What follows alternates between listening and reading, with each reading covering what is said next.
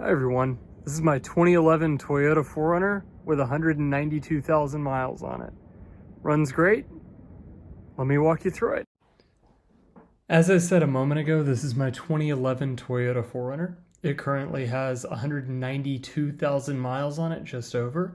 I purchased it about 1 year ago with 182,000 miles.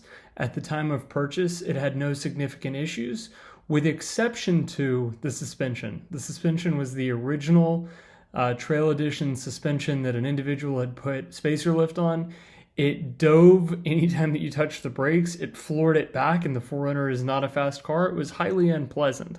Needless to say, the first thing that I did was get to the suspension. Let's go ahead and look at that now. With regard to suspension components, I'm running a JBA upper control arm, mated to Old Man Emu, suspension 3-inch lift front and rear. The lower control arm, a Super Pro lower control arm with the polyurethane bushings. I have noticed that they're pretty good. Tire, Falcon Wild Peak AT3W, 285 7017. It's great on here. Same thing with the rear, obviously on top with the trail roof rack. All right, stepping into the interior, it being a Trail Edition, I do have my crawl control and MTS select. You'll also see my BulletPoint mount. This is actually my old phone that I put in there just for reference. Works great for navigation and everything. The Trail Editions, while it's not well noted, does have a backup camera that actually appears in the mirror, but otherwise it's very plain and simple. I mean, basically all 5th gens are the exact same. For a little bit more background on the Trail Edition 4Runner, it is what predated the TRD Off-Road and the TRD Pro, at least for the 2017 model year. So it gave you the factory rear locker MTS, as I showed. The other big things that it had was the unique seats that are water resistant. The wheels, original wheels, were 17-inch unique Trail Edition wheels. The dash is a little bit different, as I'll show here. And it had a unique front fascia as well as the roof rack. It is the 1GRFE 4-liter engine mated to the 4-wheel drive A750F transmission. Great transmission as well. I have a RubiGrid BulletPoint mount that I have mounted here in the front. I'll make sure to flash that up. It's probably the single greatest thing I've ever put in a car. I put GoPros on it. I'll put radios on it. My phone is always living on it. As you can see my face right now, you're actively on it as well. I have the wireless charger that I also ran in. It's connected to the 12-volt socket that is actually in the center console too, which works excellent. The Bluetooth in here, while not anything fancy, has not been updated. The 2012 Trails also have the rear view camera. While it's not in the center stack, it does exist in the rear view mirror. It works, it does exist, it's not great. When I bought this car, I did get it really, really cheap. It was just over $15,000, making the cost of entry on this really, really nice, especially when compared to some of the later 5th gens that are still fetching in 2025, early 2026. Mid 40s for a well-equipped 2018 probably or newer TRD Off-Road or TRD Pro model.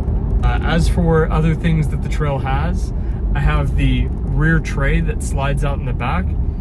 Is it useless? Yeah, kinda. I use it sometimes when I'm loading in luggage or other heavy things.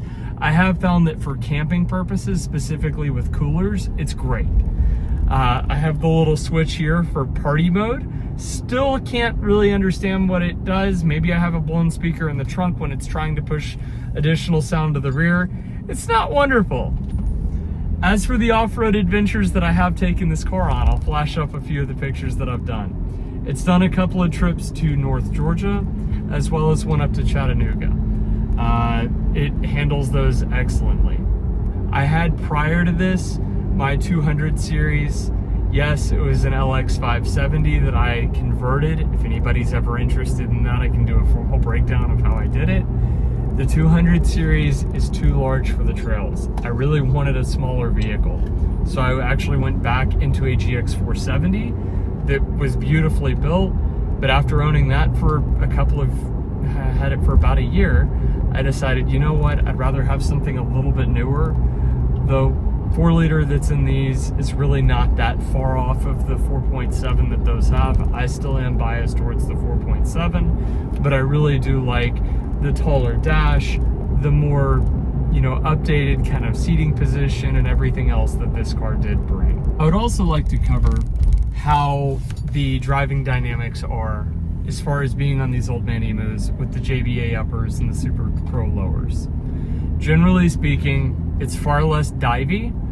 So when you're trying to accelerate or you're decelerating, you don't have the formal dive that you would normally have with stock suspension. It's significantly stiffer. Off-road, it also handles very, very well. I've actually taken it off-road, you know, 30, 35. The suspension is able to handle that pretty well on, say, gravel roads. Obviously, if you're rock crawling or something along those lines, it's a bit easier on the suspension itself, but it does handle small potholes or, you know, other things very well. No creaks, no rattles, everything is excellent.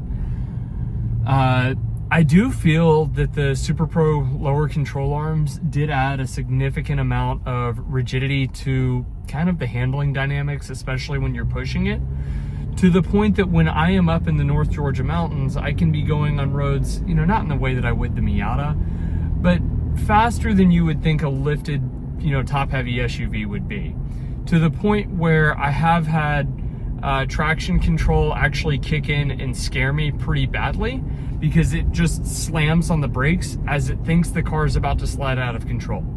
That said, when I am up there, I actually usually disable my traction control, not because I'm trying to hammer these roads out, but because, you know, you want to go with the flow and keep up with traffic. It is what it is, and I never feel that I am in any way, shape, or form running loose on control. I have had Dobinsons in the past, specifically the cheaper end, not the IMS or the MRR. I have found that the traditional Dobinsons does handle a little bit better. I think it's even slightly more stiff than the old man Emu is, but I do think that they're both exceptional suspension. If I was doing it again, I may elect to go with Dobinsons, and I would probably go with the IMS. But given the cost increase in recent months and years post-COVID, I probably may go with old man Emu again. You can see how on the edge of that I would be. If you ever have any questions, please let me know. It really is an excellent platform, and happy to talk you through anything that you have questions about. Thank you. Bye-bye. Figured you've already been here this long, might as well share my favorite drone experience with you on my last camping trip. Enjoy.